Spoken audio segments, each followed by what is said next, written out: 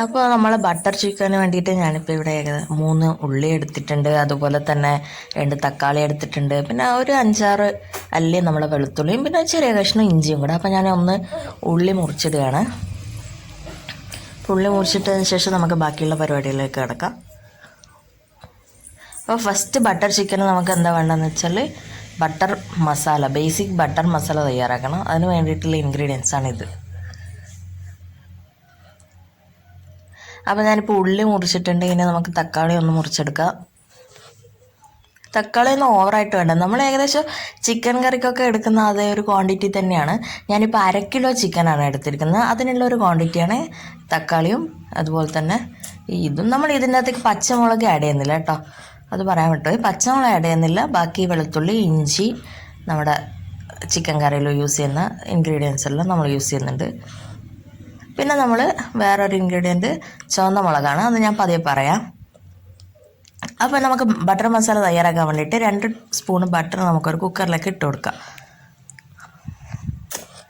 Butter ഓവറായിട്ട് ചൂടാകാൻ പാടില്ല, അതിൻ്റെ ടേസ്റ്റ് മാറാൻ പാടില്ല. അല്ലെങ്കിൽ അതിലേക്ക് നമ്മളെ ഈ ഇൻഗ്രീഡിയൻസ് എല്ലാം ഇല്ലേ, ഉള്ളിയൊന്നും വഴറ്റേണ്ട ആവശ്യമൊന്നുമില്ല. എല്ലാം നേരിട്ട് അതിൻ്റെ അകത്തേക്ക് ഇട്ട് കൊടുക്കുക. ഇഞ്ചിയൊന്നും ഞാനിവിടെ മുറിച്ചിട്ടൊന്നുമില്ല. അപ്പോൾ എല്ലാം അതിൻ്റെ അകത്തേക്ക് നേരിട്ട് ഇട്ട് കൊടുക്കുക.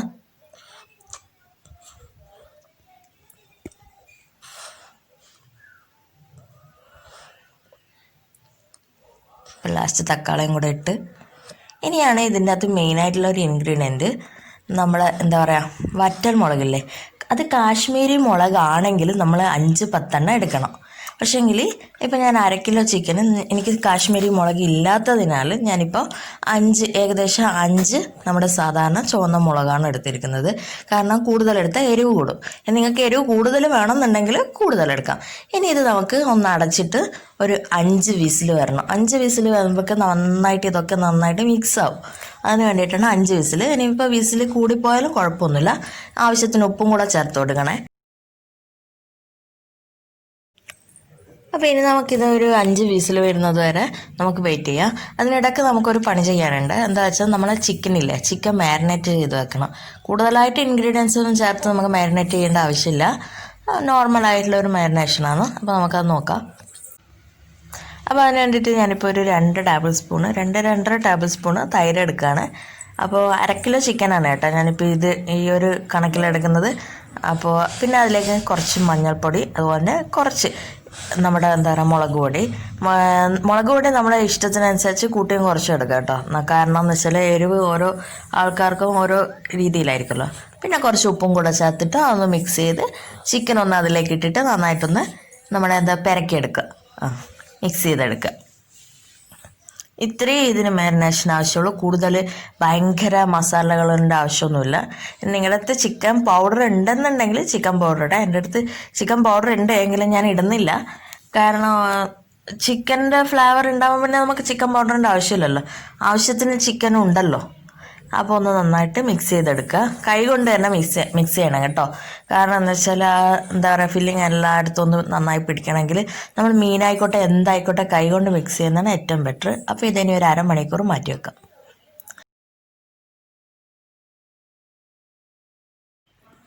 അപ്പോൾ നമ്മുടെ മസാലയ്ക്ക് വേണ്ടിയിട്ടുള്ളതൊക്കെ നന്നായിട്ട് വിസിലുമൊക്കെ വന്നിട്ട് നന്നായിട്ട് വെന്തിട്ടുണ്ട്. പക്ഷേ ഇനി ഇതൊന്ന് തണുക്കണം. തണുത്തതിന് ശേഷം മാത്രമേ നമുക്കിത് അരച്ചെടുക്കാൻ പറ്റൂ. അപ്പോൾ ഇപ്പോൾ തണുത്തതിന് ശേഷം ഞാനൊന്ന് അരച്ചെടുക്കാൻ പോവുകയാണേ. അതിന് മുന്നേ അതിലേക്ക് ഞാനിപ്പോൾ 15, കറക്റ്റ് പറഞ്ഞാൽ 15 നമ്മുടെ ഇതില്ലേ എന്താ പറയുക, അണ്ടിപ്പരിപ്പ് അരച്ചിട്ടുള്ളത് അതിലേക്ക് ചേർത്ത് കൊടുക്കുകയാണ്. ഇങ്ങനെ ചെയ്താൽ നമ്മൾ അരച്ചത് നന്നായിട്ട് ഫൈനായിട്ട് അരഞ്ഞ് കിട്ടും. അപ്പോൾ ഞാനിപ്പോൾ നന്നായിട്ട് അരച്ചെടുത്തിട്ടുണ്ട്. ഈ അണ്ടിപ്പരിപ്പ് നിങ്ങൾക്ക് വേണമെങ്കിൽ ആ ഉള്ളിയൊക്കെ വേവിക്കുമ്പോൾ അതിലേക്ക് ഇട്ട് കൊടുക്കുക. അണ്ടിപ്പരിപ്പ് മസ്റ്റാണ്, എന്തായാലും ഇട്ട് കൊടുക്കണം.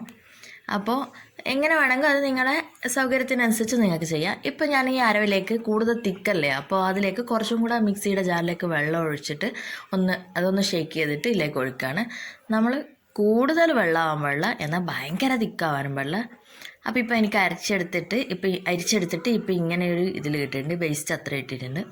അപ്പോൾ ഇപ്പോൾ കുറച്ച് നന്നായിട്ട് തിക്കാണ്. ഇത്ര തിക്ക് വേണ്ട, കാരണം ചൂടാകുമ്പോൾ കൂടുതൽ പിന്നെയും കുറുകുക ചെയ്യുക. അപ്പോൾ അതിന് വേണ്ടിയിട്ട് കുറച്ചും കൂടെ വെള്ളം അതിലേക്ക് ആഡ് ചെയ്ത് കൊടുക്കുകയാണ്.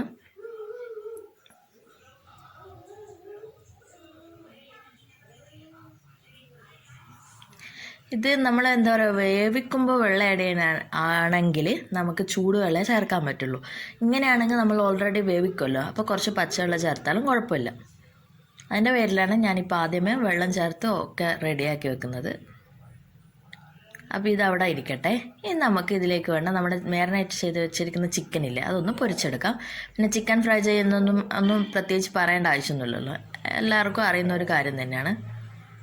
അപ്പോൾ ഇതിന് ഒരുപാട് ക്രിസ്പായിട്ടൊന്നും പൊരിച്ചെടുക്കേണ്ട ആവശ്യമില്ല. അത്യാവശ്യം കുറച്ച് സോഫ്റ്റ് ആയിരിക്കണം നമ്മൾ ചിക്കൻ. അതുകൊണ്ടാണ് കൂടുതൽ കളറൊന്നും ഇല്ലാത്തത്. ഇതിന് ഞാൻ നല്ല ഡ്രൈ ആയിട്ട് പൊരിച്ചെടുത്തിട്ടൊന്നുമില്ല. അപ്പോൾ നമുക്കിതൊന്ന് കോരി മാറ്റി മറ്റൊരു പ്ലേറ്റിലേക്ക് വെക്കാം. ഇനി ഞാൻ ആ എണ്ണ ഒഴിച്ചതിന് ശേഷം അതേ ഇതിൽ തന്നെയാണ് നമ്മൾ മസാല തയ്യാറാക്കുന്നത്. അപ്പോൾ അരച്ച് വെച്ചിരിക്കുന്ന ആ അരപ്പ് ഇതിലേക്കൊന്ന് നമുക്ക് ആഡ് ചെയ്ത് കൊടുക്കാം. എന്നിട്ട് അതിലേക്ക് ഞാൻ കുറച്ചുകൂടെ മുളക് പൊടി ഇട്ട് കൊടുക്കുകയാണേ. മുളക് പൊടി കൂടിപ്പോകാനൊന്നും പാടില്ല കേട്ടോ, അതൊക്കെ നിങ്ങളെ ഇഷ്ടത്തിനനുസരിച്ച് ചേർത്ത് കൊടുക്കണം. പിന്നെ ഇതിലേക്ക് ഞാൻ ചേർക്കുന്നത് എന്താ വെച്ചാൽ നമ്മളെ ക്രീമില്ലേ, ഫ്രഷ് ക്രീം ചേർത്ത് കൊടുക്കുകയാണേ. ക്രീം ഞാനിപ്പോൾ ഒരു 5 ടേബിൾ സ്പൂൺ ക്രീം ചേർത്ത് കൊടുക്കുന്നുണ്ട്.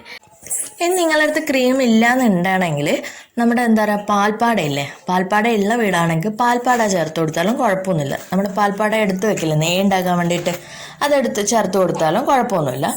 അതൊക്കെ നിങ്ങളുടെ ഇഷ്ടത്തിനനുസരിച്ച്. ഇനി നമ്മൾ അതിലേക്ക് പൊരിച്ച് വെച്ചിരിക്കുന്ന നമ്മളെ ചിക്കൻ ഒന്ന് ആഡ് ചെയ്ത് കൊടുക്കുക. പിന്നെ പ്രത്യേകം ശ്രദ്ധിക്കേണ്ടത് എന്താണെന്ന് വെച്ചാൽ നമ്മൾ ക്രീം ചേർത്തതിന് ശേഷം ഒരുപാട് അങ്ങ് വേവിക്കാൻ പാടില്ല, ക്രീം പിരിഞ്ഞു പോകും. അതുകൂടാതെ ചിക്കനെല്ലാം ഓൾമോസ്റ്റ് വെന്ത് കഴിഞ്ഞതാണ്, ഓൾമോസ്റ്റ് എല്ലാം മുഴുവനായിട്ടും വെന്ത് കഴിഞ്ഞതാണ്. അപ്പോൾ നമ്മുടെ ഇതിപ്പോൾ ഏകദേശം റെഡി ആയിട്ടുണ്ട്. ഞാനിപ്പോൾ എന്താ പറയുക തീ ഓഫ് ചെയ്യാണ്. എന്നിട്ട് അതിലേക്ക് ജസ്റ്റ് ഒന്ന് നമ്മൾ ക്രീം കുറച്ച് അവിടെ ഇവിടെ ഒക്കെ സ്പ്രെഡ് ചെയ്ത് കൊടുക്കുകയാണ്. അപ്പോൾ നമ്മുടെ ബട്ടർ ചിക്കൻ ഇവിടെ റെഡി ആയിട്ടുണ്ട്. നല്ല പെർഫെക്റ്റ് റെസിപ്പിയാണ്. എല്ലാവരും തീർച്ചയായിട്ടും ട്രൈ ചെയ്ത് നോക്കണം. കൂടെ എന്നെ സപ്പോർട്ട് ചെയ്യുകയും വേണം, സബ്സ്ക്രൈബ് ചെയ്യുകയും വേണം, ഷെയർ ചെയ്യുകയും വേണം. ഇതിൻ്റെ ഫീഡ്ബാക്കും കമൻസും ഒക്കെ എന്നെ അറിയിക്കണം. Okay, by.